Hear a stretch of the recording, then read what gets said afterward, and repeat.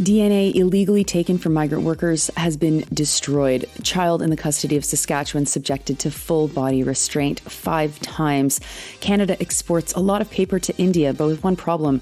It's full of plastics. And 3M settles massive lawsuit over quote-unquote forever chemicals found in water.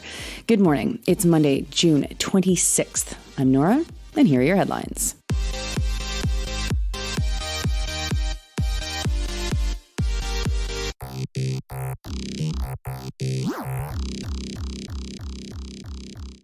First up, news from the group Justicia for Migrant Workers. The OPP and the Ministry of the Solicitor General of Ontario have destroyed DNA profiles from 96 migrant farm workers. They were predominantly Jamaican and from Trinidad and Tobago. The profiles were illegally obtained, says Justicia for Migrant Workers, during a DNA sweep near the community of Bayham, Ontario. The workers all worked through the Seasonal Agricultural Worker Program. Back in August 2022, the Human Rights Tribunal of Ontario ruled that the OPP had racially discriminated against the migrants during their sweep. They were looking for a suspect, and despite having a description of the suspect, they took samples from everyone, even if the worker had an alibi or didn't match the suspect's description.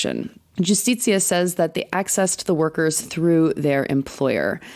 The OPP has also had to seal the investigative file and develop a policy to deal with DNA sweeps. Each of the 54 workers who are part of the human rights claim against the OPP will receive $7,500 in damages.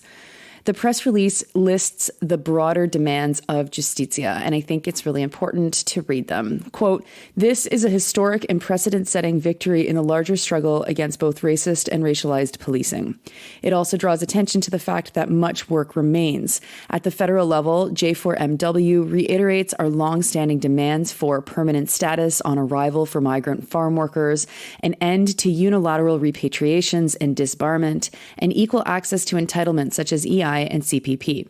At the provincial level, ensure that all agricultural workers are provided with full protections under provincial workplace legislation, including the right to health care, the right to unionize, and enforcement of occupational health and safety protections."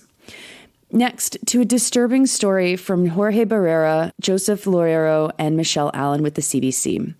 Matthew Michel was being held in the youth jail in Regina. He was wearing something called the wrap. The wrap is a full-body restraint that straps around his torso, legs, and ankles. A shoulder harness keeps his body in a near 45-degree angle sitting forward. His hands were cuffed behind his back, and he had a motorcycle helmet placed on his head for a lot of the restraint. He spent more than 3 hours in this torture device, begging for the police to kill him. Matthew was just 15 years old.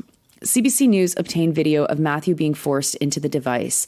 The video is from August 2010, and the province says that the use of the wrap was quote-unquote appropriate.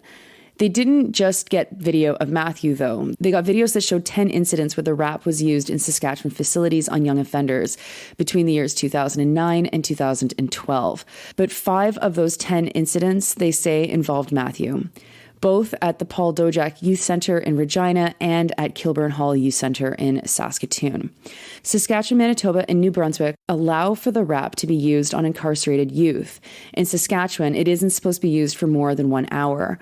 All 3 provinces, plus Newfoundland and Labrador and British Columbia, authorize its use on adults. Newfoundland and Labrador used it 40 times from April 2022 to March 2023. Manitoba used it 11 times on youth between 2018 and 2023. New Brunswick said that they didn't use it at all on youth between 2019 and 2023. Saskatchewan said that they don't track how many times they use the wrap.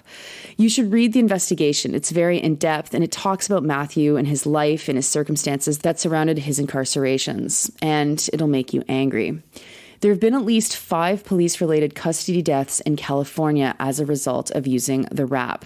The device was invented by a California-based company and sold to law enforcement as a restraint for individuals who are acting dangerously. It's supposed to be used as an alternative to pepper spray, a taser, or pinning someone's face to the ground.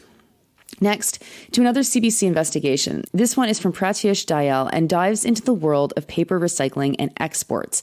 Canada, reports Dayal, is one of the biggest exporters of recyclable paper to India, but the paper is often contaminated with plastic. Paper mills in Muzaffarnagar, which is 3 hours north of Delhi, receive about 20,000 tons of paper from imports per month from Canada. There are 30 paper mills there that reuse the imported paper, except that, quote, Canadian imports often exceeds the 2% contamination limit permitted by the Indian regulations, with some bales stuffed with huge quantities of hard-to-recycle plastic items like water bottles, packaging containers, and courier packaging, unquote. When asked by Dayal, Environment and Climate Change Canada said that they knew exporters were sending mixed paper to India that had plastic waste, glass, and textiles in them. Canada exported 255,000 tons of waste paper to India in 2022. Because of lax oversights, the community of paper mills has to absorb the waste that Canada sends them. Landfills are, quote, piling up with plastic, unquote, and low-caste women workers work for $3 to $4 a day separating non-paper packaging from the paper. The work is done without safety gear or gloves, reports Dayal. This is from the article. Quote, for Canadian companies, it's easier and cheaper to send trash to developing countries than recycling paper and plastics at home, said Abhishek Argawal, who's one of the managing directors of a mill. The article continues. ECCC, the Ministry of Climate Change and the Environment, said that there's more of an international market for mixed papers as many facilities within Canada cannot process large volumes domestically, unquote. Kind of annoyingly, the article finishes by reminding Canadians to separate their paper and plastic.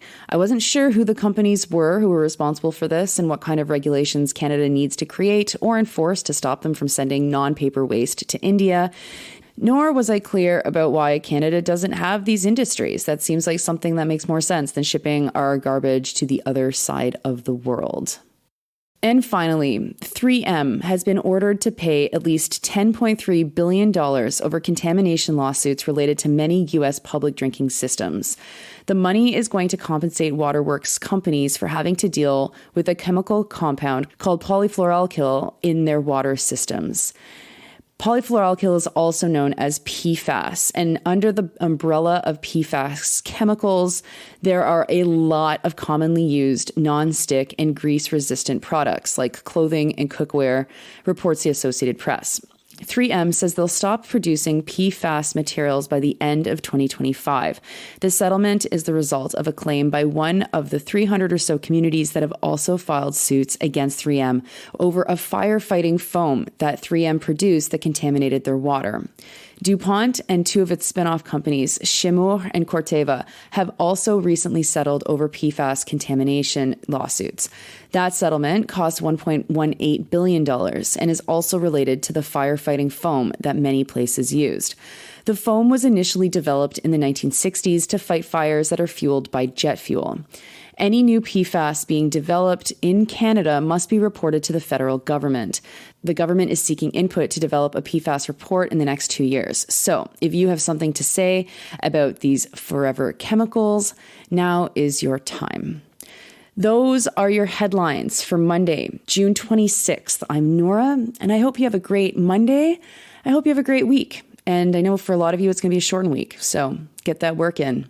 I'll talk to you tomorrow.